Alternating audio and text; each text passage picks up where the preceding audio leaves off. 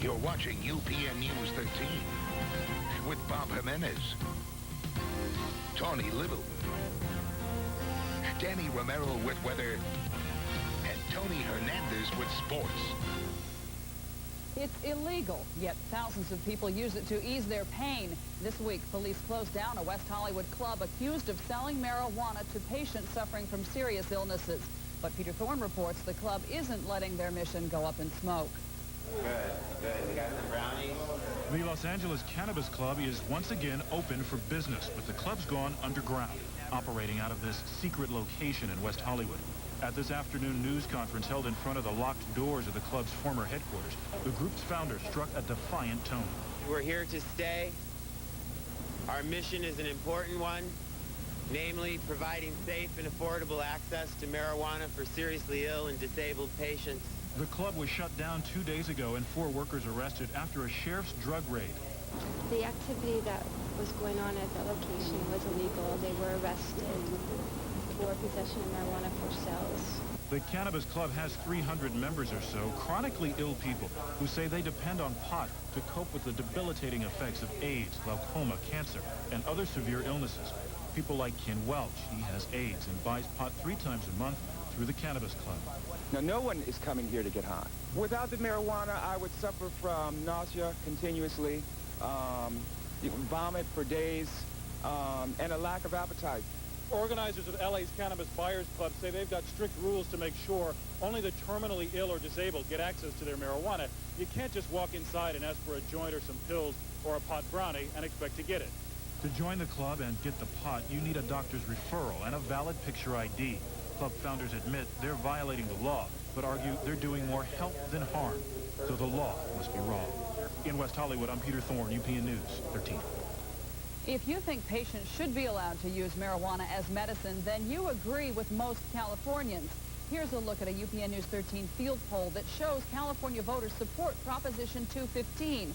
It would allow the use of marijuana with a doctor's prescription. 61% say they will vote in favor of the measure. 30% say no, while 9% are still undecided. Previous bills have been approved by the legislature twice, but they were vetoed by Governor Wilson. Well, from the Hippo Pond to the Monkey House, they are celebrating at the Los Angeles Zoo tonight. Good news, the zoo has been finally reaccredited by the American Zoo and Aquarium Association. But for a time, it didn't look like our zoo was going to get the seal of approval. Last year, zoo experts from other cities paid a visit and said conditions there were so bad, the health of the animals was in jeopardy. But no more. The problems have been cleared up. We're starting some new exhibits, a lot of construction. We are starting a Grade 8 forest exhibit, which is going to be a masterpiece. And that's going to be the start of the brand new zoo. And that's going to be groundbreaking. It's going to start in October this year. It was bad in the past. In fact, in the 1980s, inspectors uncovered poor sanitation, drainage problems, and inadequate food storage. Loss of accreditation to our zoo would have jeopardized the LA Zoo's ability to acquire and trade animals. Firefighters and sprinklers helped save precious Hollywood artifacts from a fast-burning blaze. An anonymous caller reported the fire at the Hollywood Studio Museum just before 5 o'clock this morning.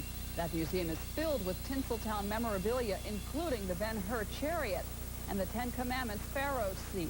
The cause of the blaze is under investigation. Dozens of people were overcome by chemical fuels today in Monterey Park. A maintenance worker smelled something on the roof. It was strong enough to make him back off. Some 470 people were evacuated from a San Juan Bank processing center. Dozens were treated for eye and respiratory problems. The source of the toxic fumes is still being investigated.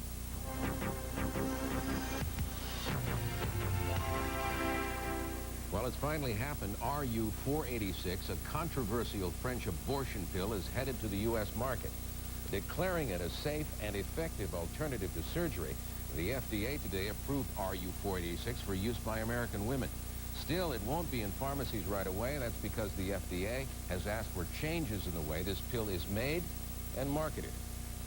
Researchers tonight are closer than ever to calling asthma an inherited condition. After years of searching, they have finally found a rare gene that 80% of all asthmatics share. Here's the best news of all. Researchers are optimistic of finding a day when it'll be a cure.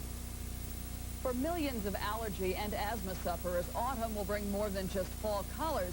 It will bring misery in the form of weeds, pollens, mold, and dust. Allergists advise staying indoors, but a local environmentalist warns the air in your home may be worse than it is outside. The average American home accumulates 40 pounds of dust a year. And people who fight allergies with frequent vacuuming may actually be making things worse. When you try to do the best thing, you take a vacuum cleaner, like this. And you use this vacuum cleaner, you turn it on, and it vacuums up the carpet.